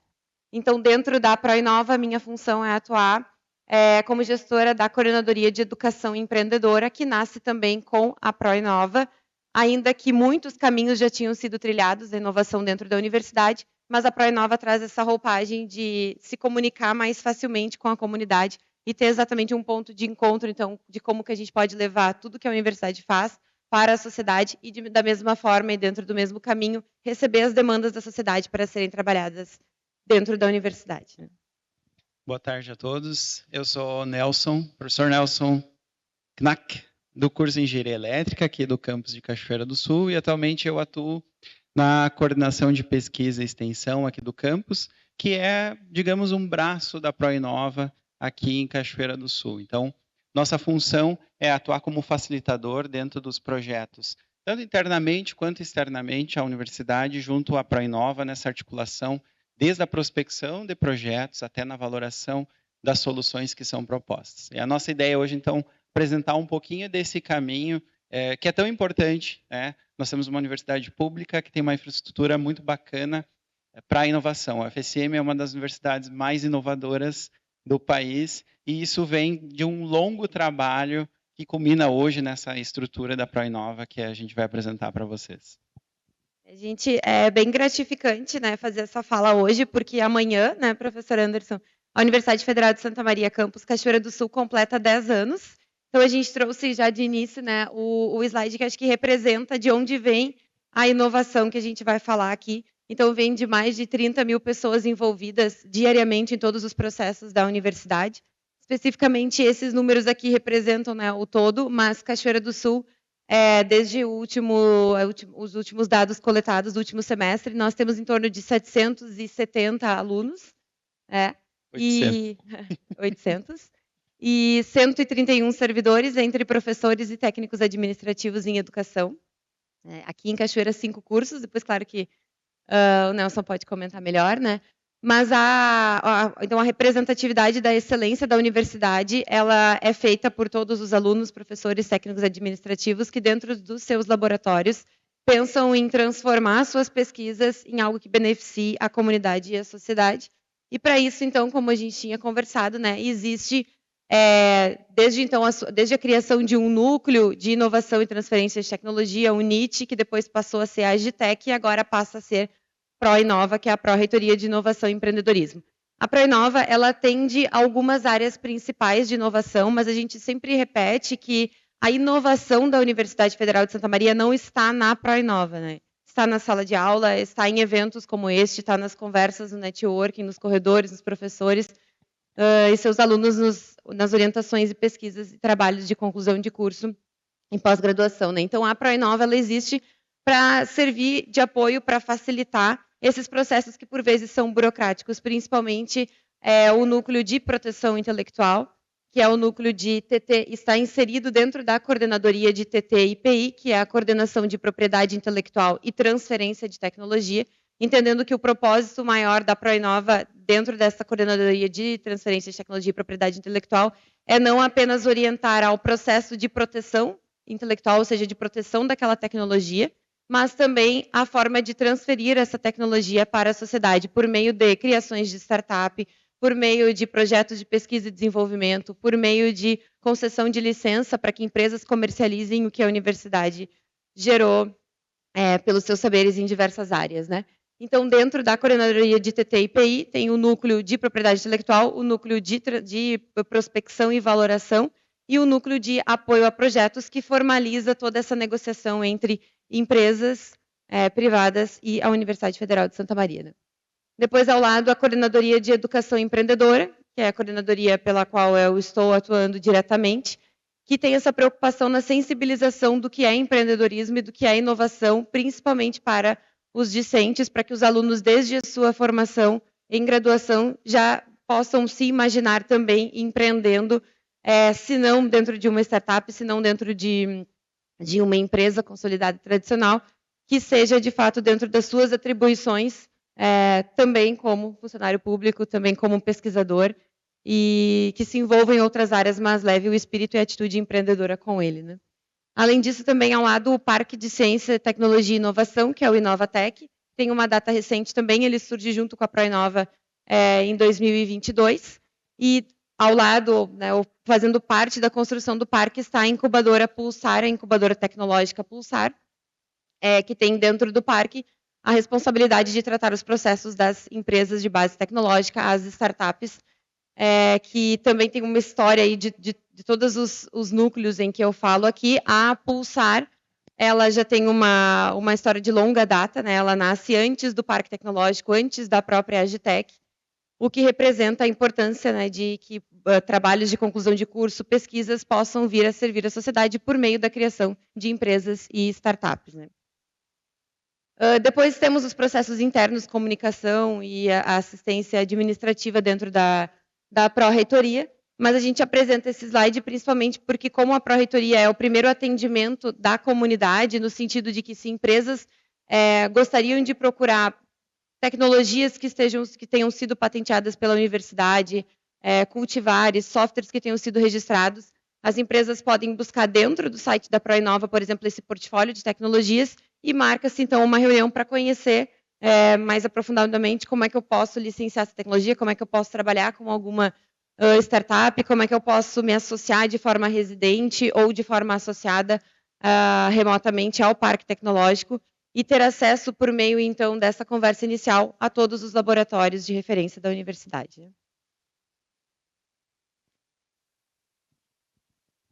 Então, a gente vai apresentar um pouquinho da nossa estrutura, tanto do campus em Santa Maria, quanto do que a gente tem aqui em Cachoeira do Sul. Porque a gente fala de laboratórios, né? No primeiro momento vai pensar, são laboratórios de ensino. Sim, temos muitos laboratórios de ensino, mas temos também muitos laboratórios de pesquisa e desenvolvimento. A UFSM, como a Carmen já colocou, vem num trabalho bastante longo no desenvolvimento de projetos de pesquisa e desenvolvimento. Então, hoje nós já temos aí um destaque bastante grande em diversas áreas, né, com laboratórios de excelência que atuam diretamente com empresas no desenvolvimento de novas tecnologias. A gente tem aqui, pode voltar um pouquinho, Carmen, só um contexto mais geral, né, de todas as áreas. Então, temos laboratórios da área de saúde, com grandes projetos que atuaram aí durante a pandemia, no desenvolvimento de vacinas, né, laboratórios de engenharia, de recursos energéticos, agricultura de precisão e bioinsumos. Especificamente falando de Cachoeira do Sul, nós somos um campus jovem, né, temos 10 anos, e nesses 10 anos já desenvolvemos aí uma infraestrutura muito bacana para pesquisa, principalmente na área da área agrícola, né? Então, eu trouxe destaque aqui de 3 grandes laboratórios que nós temos aqui em Cachoeira, que seria o LAP, o LAPOS e o LAPROBio. O LAP é um laboratório especializado, então, no desenvolvimento de bioinsumos, né, obtenção de extratos, obtenção de biocombustíveis e óleos essenciais a partir de produtos agrícolas, né? Então, é um exemplo de valoração do que é desenvolvido. A gente está aproveitando resíduos, que seriam cascas, palhas. Dá para aproveitar, por exemplo, casca de noz, produzir carvão que extrai poluentes, né, do ar, por exemplo. Então, é um laboratório que tem condições de desenvolver esse tipo de tecnologia. Temos o LAPOS, que então é um protótipo de estrutura para desenvolvimento experimental de tecnologias de pré-processamento, de armazenamento e de processamento de produtos agrícolas, né? A ideia, então, é que com essa estrutura a gente consiga otimizar processos de pós-colheita. E ainda temos aí o LaProBio, que é um laboratório que desenvolve pesquisas na área de identificação de micro-organismos que potencializam o desenvolvimento agrícola. Então, dentro desses três exemplos que a gente traz especificamente da área do agro, né, nos últimos 5 anos a gente já teve aí uma captação de mais de R$1 milhão em recursos para desenvolvimento de P&D. É bastante coisa e a ideia é que a gente consiga cada vez mais, através da estrutura da ProInova e da coordenação aqui em Cachoeira, aproximar a universidade de empresas que possam fazer uso, né, da nossa infraestrutura e a gente conseguir trabalhar no desenvolvimento de novas tecnologias. E além do escritório ProInova de atendimento e formalização desses projetos, principalmente de projetos de desenvolvimento, pesquisa e inovação, existe também por toda a parte da universidade, alguns a gente até já pontuou, como a Pulsar, a incubadora tecnológica e o Parque, mas escritórios que também incentivam esse relacionamento entre universidade e empresa na construção de um projeto que beneficie a empresa e que, por outro lado, também faça uso dos laboratórios da universidade para o desenvolvimento e formação de capital intelectual, né? Então, 2 deles, por exemplo, os de cima, Embrapi e INCT, são 2 unidades vocacionadas, então elas pertencem à área de recursos energéticos distribuídos, o INCT Geração Distribuída, onde ficam localizados, né, dentro do prédio do INCT, dentro do laboratório do INRI, que é alocado, né, dentro do Centro de Tecnologia em Santa Maria, mas eu acho que vale a gente citar aqui também que muitos dos professores do curso de Engenharia Elétrica são filhos do programa de pós-graduação na Engenharia Elétrica, né, e tem essa livre e ampla circulação entre os escritórios da Embrapi e os escritórios do INCT, que pertencem a esse laboratório e a toda a comunidade acadêmica, né?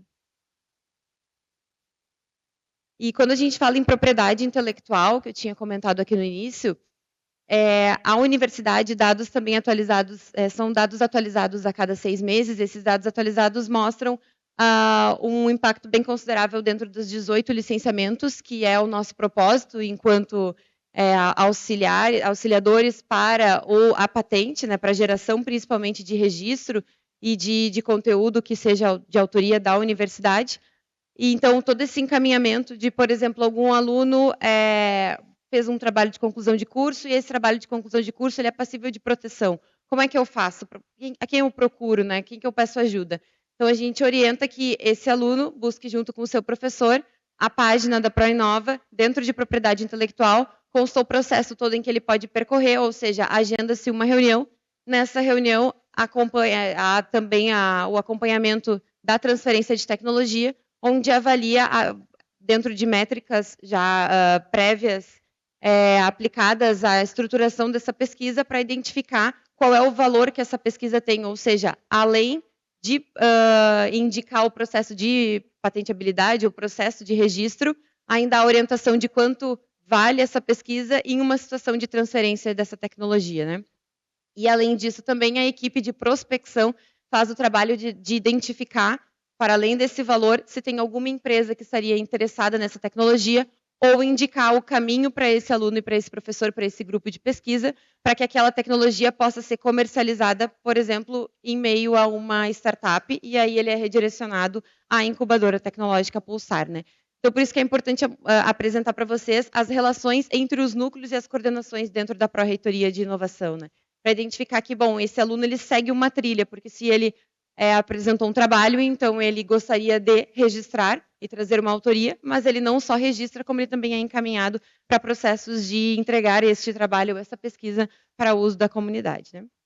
Só complementar que é importante destacar que a Carmen deu o exemplo de ser um trabalho de conclusão, mas esse processo todo é válido também para uma empresa que quer ter essa interação dentro da universidade, né? Então, pode trazer a ideia para que a gente implemente num primeiro momento num trabalho mais simples e consiga aí avançar nesses estágios dentro também com o suporte da Proinova, né?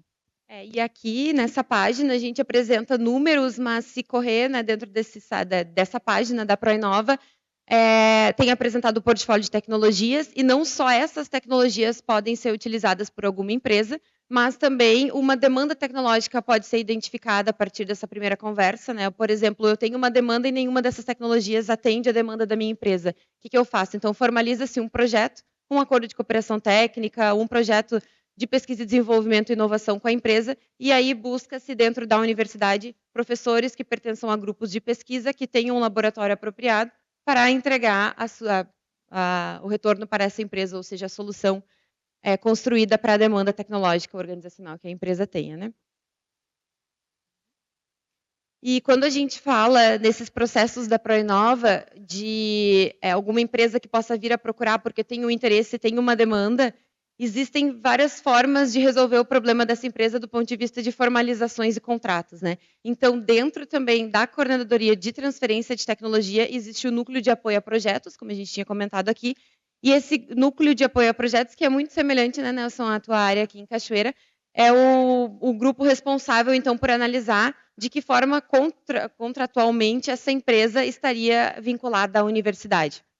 Então, aqui tem alguns exemplos, por exemplo, participação via editais também, como o edital Rota 2030, que a universidade contempla junto com o curso de Engenharia Elétrica, Engenharia Mecânica, Engenharia Agrícola. Tem alguns processos também que nós auxiliamos as empresas para a participação de Lei do Bem, Lei da Informática. Então, como que acontece, né? A empresa, ela buscaria a Proinova e a Proinova auxilia essa empresa na construção desse projeto para acessar os incentivos fiscais tributados da Lei do Bem, né? Então, tem toda uma equipe preparada para auxiliar essa empresa, o que facilita esse processo, porque dentro da universidade já está, acho que, a principal exigência da Lei do Bem, que seria um capital intelectual, ou seja, a formação de RH para transformar a inovação, ainda que seja uma inovação incremental dentro dessa empresa interessada, né? Então, aqui são alguns dos exemplos. Por exemplo, tem prestação de serviço também, que é uma das formas onde a universidade entrega aquilo em que ela faz dentro dos seus laboratórios, a partir de prestação de serviço, não só de pesquisa, mas prestação de serviço em seu formato de extensão também. Projetos de P&D, como a gente já tinha conversado aqui, e outras formalizações, principalmente até com órgãos como o MCTI, o MAPA, a própria Agência Nacional de Energia Elétrica, FINEP. FINEP, eu acho que é importante destacar que nesse ano abriu editais de diferentes áreas dentro da agroindústria, energias renováveis, na área da saúde, com um total de mais de 125 milhões de investimento em subvenção econômica. Então, nesse tipo de edital, a empresa que vai trazer a proposta e nós, como universidade, entramos com um suporte técnico para o desenvolvimento. Então, dentro dessa estrutura que nós temos nos caminhos da inovação, a universidade tem a função de dar suporte para quem tiver interesse em captar esse recurso para estruturar as propostas, a gente parte aí de um acordo de cooperação para a elaboração dessa proposta e tentar captar esse recurso. Subvenção econômica é um recurso que vai receber sem precisar devolver, né? Então, é uma excelente oportunidade aí para desenvolvimento. Eu acho, Nelson, que é muita informação e o nosso papel aqui, enquanto Proinova, universidade, é passar para vocês, ou para quem tem interesse em conhecer melhor todas essas oportunidades, uma porta de entrada, pelo menos um canal onde concatena ali todas essas informações. Então, por exemplo, a própria página da Proinova tem as informações, ainda que resumidas, mas consta ali o contato de quem lá dentro é capaz de auxiliar as empresas interessadas nesses editais, principalmente FINEP, como foi o caso explorado aqui. Então, é importante vocês conhecerem o caminho para se chegar ao caminho da inovação, que é justamente essa nossa proposta aqui, né? Explicar que existem pessoas que estão bem sensibilizadas e que, inclusive, fazem parte, às vezes, da construção dos editais. Então, é importante que essas pessoas estejam também ali, os seus contatos à disposição, para que vocês possam procurá-los para sanar as dúvidas que tenham dentro de cada um desses incentivos e possibilidades de contrato e negociação com a universidade e suas possibilidades de geração de inovação, né?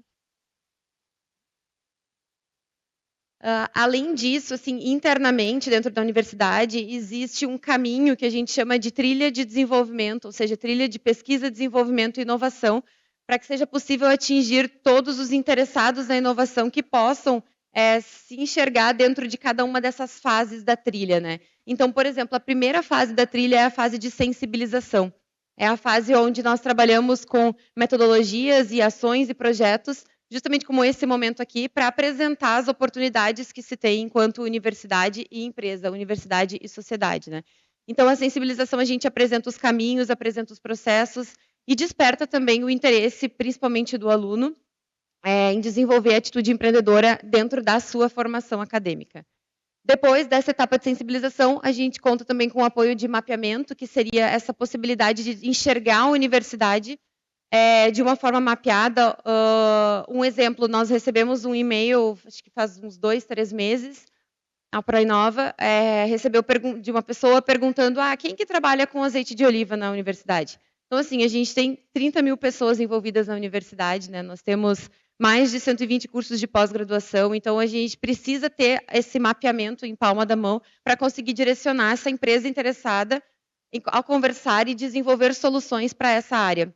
Então, esse mapeamento faz parte também da trilha, que é conhecer a universidade para direcionar a esse interessado, a esse empresário, a essa equipe que tenha uma demanda tecnológica, endereçar a ele os contatos certos e os laboratórios para desenvolver suas pesquisas e desenvolver a maturidade daquilo em que ele está desenvolvendo a nível de inovação. Depois, o potencial de inovação, que é justamente isso que eu comento, que é a identificação de tem uma geração de uma tecnologia ou tem um software em fase inicial de desenvolvimento. Como é que eu posso medir a maturidade dessa minha tecnologia do ponto de vista da inovação?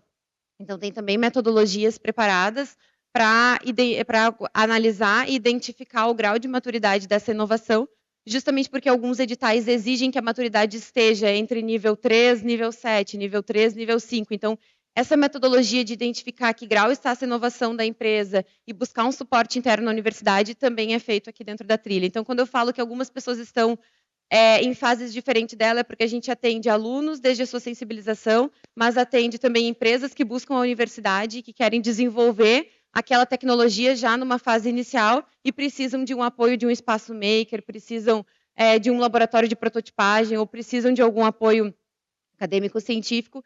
Então, busca-se, a partir do mapeamento, quem é a pessoa ou as pessoas ou os grupos de pesquisa responsáveis por essas áreas para conseguir fazer essa conexão entre os interessados, né? Depois, a prospecção, essa área que eu disse para vocês que trabalha com as análises de prospecção do ponto de vista de quem tem interesse em algo que a universidade faça, ou o contrário, né? A universidade apresenta suas tecnologias, ou a empresa apresenta suas demandas, então tem uma equipe preparada para trabalhar com a prospecção e valoração de forma conjunta. Então, à medida em que chega uma demanda tecnológica na universidade, essa equipe já busca um laboratório a partir do mapeamento e entrega para essa empresa interessada um valor e todo um apoio contratual também, né, a partir do núcleo de apoio a projetos. Depois, a negociação, então, é toda feita também com o apoio das equipes que trabalharam em etapas anteriores à própria negociação, e a transferência de tecnologia, que pode ser dada a partir de um encaminhamento para, por exemplo, a incubadora Pulsar, a incubadora tecnológica Pulsar, né? Com a criação de uma startup, e aí dentro dessa, que é uma das formas de transferir a tecnologia, né?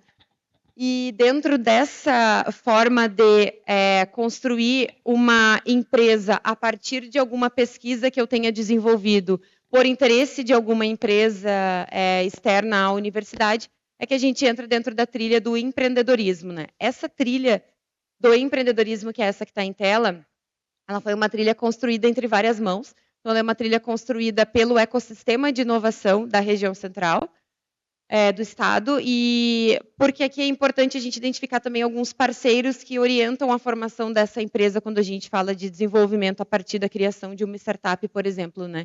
Então, nós temos como parceiro o SEBRAE, temos como parceiro a Secretaria de Inovação, Ciência e Tecnologia do Governo do Estado, temos Ministério de Ciência, Tecnologia e Inovação, apoiando em cada uma dessas fases. Então, mais uma vez, também a sensibilização é a etapa inicial da fase do empreendedorismo, assim como da trilha da inovação. Na trilha do empreendedorismo também partimos da etapa de sensibilizar o maior número possível de acadêmicos e da comunidade acadêmica para identificar a existência dessa trilha do empreendedorismo.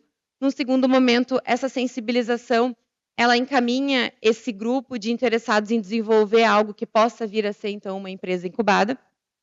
Ele é encaminhado para a etapa de ideação, que seria construir o seu modelo de negócio com o suporte de uma metodologia passada pela educação empreendedora, né? Então, a gente chama de maratona de inovação, de ideatons, de hackathons, de desafios tecnológicos, que seria, então, uma reunião de pessoas interessadas, e ali a gente aplica uma maratona para que aquelas pessoas interessadas em alguma ideia de negócio consigam sair daquele encontro com pelo menos um modelo de negócio rascunhado ou pelo menos uma intenção de abrir o seu negócio com um suporte, né, mais estabelecido.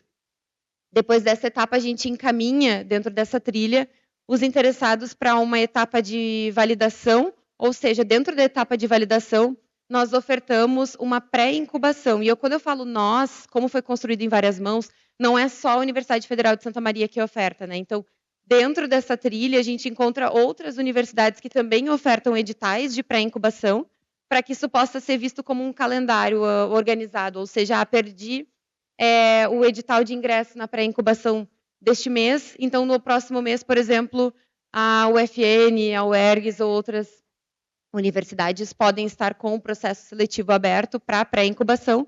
Então, a gente tem também um apoio aqui, todas essas informações ficam disponíveis, principalmente em sites do Inova Centro, que é o ecossistema de inovação, e a própria ProInova encaminha esses contatos dentro do site para que vocês possam ter acesso às informações, né? Então, a pré-incubadora, o que ela faz? Ela faz uma testagem desse modelo de negócio que foi construído na etapa anterior, na ideação. Então, geralmente, ela é apresentada em formato de um curso, que pode ser feito de forma remota, e aí essa ideia de negócio, depois de testada a nível de mercado, ela é validada para que ela possa ser encaminhada, então, para uma próxima etapa da trilha, que é a operação, que aí, propriamente, é a incubação tecnológica, de fato, né? Então, dentro dessa etapa da trilha, também são disponibilizados editais de ingresso à incubadora tecnológica, que acontece agora, justamente, em setembro, na metade de setembro, a gente vai ter um edital aberto para ingresso na incubadora Pulsar. E como é que funciona esse ingresso na incubadora Pulsar, né? Posso trabalhar de forma presencial, em Santa Maria ou em Cachoeira. A gente tem, né, o professor Anderson pode confirmar. É uma notícia relativamente nova, né, mas a gente tem esse ano, então, o lançamento das incubadoras da UFSM fora de sede, então, Incubadora Tecnológica Pulsar em Cachoeira do Sul, Incubadora Tecnológica Pulsar em Frederico Westphalen, em Palmeira das Missões, que passa a ser um braço da incubadora Pulsar em outras cidades, mas que recebe o mesmo apoio de monitoramento das empresas, o mesmo apoio de divulgação de oportunidades para as empresas, como cursos e acompanhamento, capacitações, e principalmente a possibilidade dessa empresa que faz parte da incubadora Pulsar de trilhar outros caminhos dentro da universidade, né, por estar vinculada a uma incubadora tecnológica da universidade.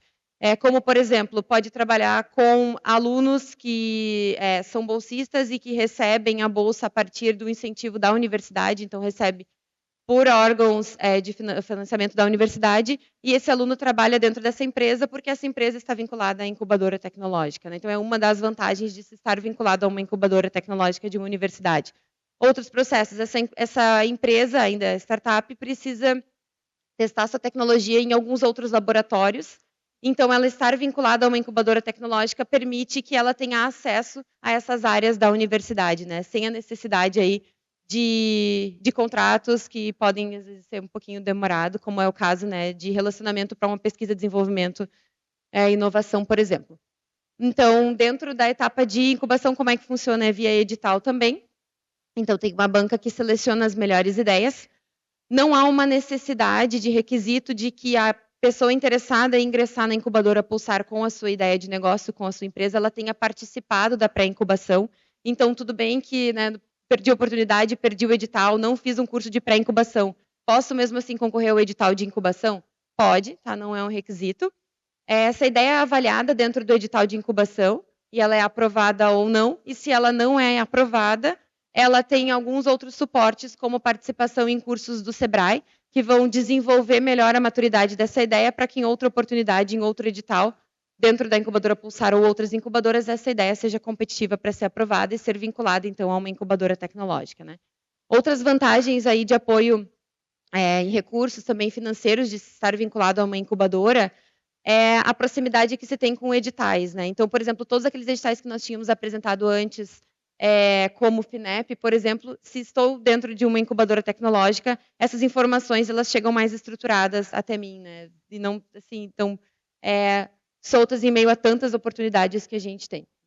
Depois da operação, então, essa empresa vinculada a uma incubadora tecnológica, ela pode ficar na incubadora tecnológica por 3 anos, renovável por mais 2, então durante 5 anos ela pode permanecer sobre os cuidados de uma incubadora tecnológica, da Pulsar, em específico, e depois disso, então, ela é encaminhada para uma aceleração, né? Então, essa escala oportunizada a ela não se encerra por aí, então, a trilha, porque a gente tem a presença de um parque tecnológico, então, por exemplo, essa empresa graduada dentro da incubadora tecnológica pode continuar suas operações vinculadas à universidade, mas aí associada ou residente do parque tecnológico, né? E a gente já coloca aqui a nossa marca, né? A marca do Inovatec e o acesso também.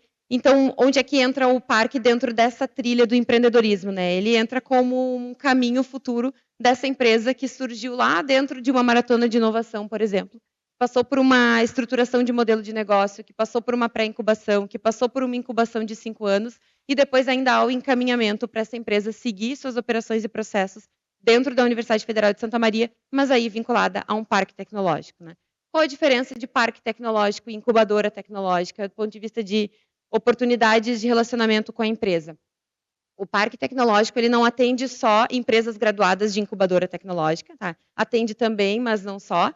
Mas recebe empresas tradicionais, empresas consolidadas, indústrias, que podem colocar dentro do parque a sua área, o seu escritório, por exemplo, de pesquisa e desenvolvimento. Então, a área de P&D de uma empresa pode estar vinculada a um parque tecnológico, né? E isso é muito importante porque a proposta do Parque Tecnológico de Santa Maria, do Inovatec, é possibilitar as conexões entre toda a estrutura que se tem, acadêmica, de laboratórios, professores, saberes, expertise e capital intelectual, com as necessidades das empresas. Então, a gente volta aqui para a nossa conversa lá do início, né? Da importância de conhecer todas as possibilidades, eu, enquanto empresa, tenho de me relacionar com a universidade e, por meio de uma associação ao Parque Tecnológico, esse relacionamento se torna mais fácil, né? E também com mais acesso a todas essas informações de benefícios e incentivos, principalmente das leis e ofertadas em editais, né?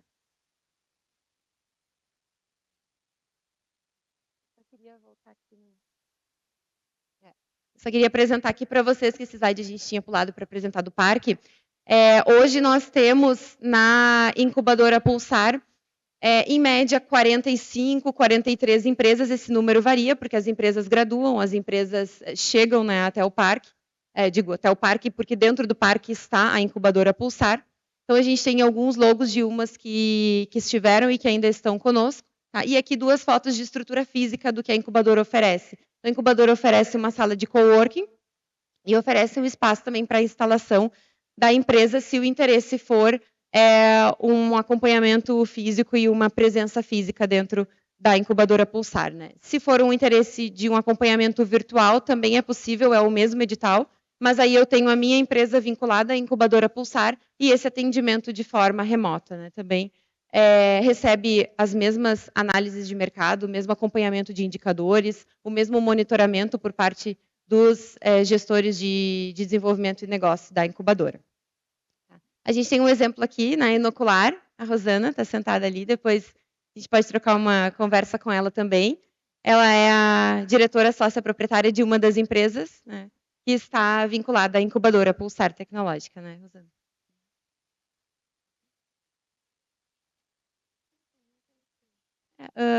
Pessoal, então a gente se coloca à disposição, são muitas informações, né? Mas o importante é que a mensagem que a gente quer passar é que os caminhos são muitos para se chegar e para transformar a inovação de uma forma tangível, né? E transformá-la em negócio, transformar em resultado, em solução para alguma demanda tecnológica de alguma empresa. E nesse caso, então, a gente tem essas duas trilhas que eu apresentei, a trilha de inovação e a trilha do empreendedorismo, e ela se desdobra, então, em muitas outras informações, quando a gente vai estudar exatamente cada uma das etapas, tá? Mas é importante endereçar essas informações. Então, dentro da ProInova, dentro do site da ProInova, dentro da coordenadoria que o Nelson representa, dentro da UFSM de Cachoeira do Sul, vocês encontram essas informações de uma forma mais detalhada e orientada, né? Então, o que a gente sempre deixa de mensagem é que, como são muitas as informações, o ideal mesmo é que os interessados em ingressar na incubadora Pulsar, em se associar ao parque tecnológico, em trabalhar com algum contrato de pesquisa, desenvolvimento e inovação de projeto com a universidade, que busquem um contato e solicitem uma reunião para que a gente possa identificar exatamente um modelo ali de como melhor atender a expectativa e a demanda de cada um. E a gente fala isso principalmente para a comunidade externa à universidade, porque a gente entende que as informações são muitas, nós mesmos, né, estando na universidade, é muita informação de área de oportunidade, principalmente quando surgem oportunidades de editais. Então, se vocês têm alguma dúvida específica, saibam que serão muito bem recebidos, né, na ProInova, para que a gente possa, juntos, construir a melhor solução dentre todas essas possibilidades e caminhos. Te agradece, então, a oportunidade de apresentar um pouco desse braço da universidade. Deixamos nossos contatos aqui, meu e da Carmen. Ficamos à disposição para responder algumas perguntas. Boa tarde, boa tarde a todos. O seguinte, como é que se diz, estando presidente da FENARROS, a gente queria, agradecermos a participação de todos e temos um mimo que a gente está hoje representando como o troféu da FENARROS, que é a pá princesinha, que acho que talvez ele aqui conheceu como é que era antes uma lavoura, ela era cheia de taipas e saía o taipador com a pá para abrir e fechar a água e quando, bom, você sabe melhor ainda, né? Você sabe melhor. Então a gente tem esse símbolo aqui, ao qual eu vou passar para vocês como uma lembrança da nossa 24ª FENARROS. Obrigado e gostaria de vê-los no próximo ano aqui na nossa 25ª FENARROS. Obrigado.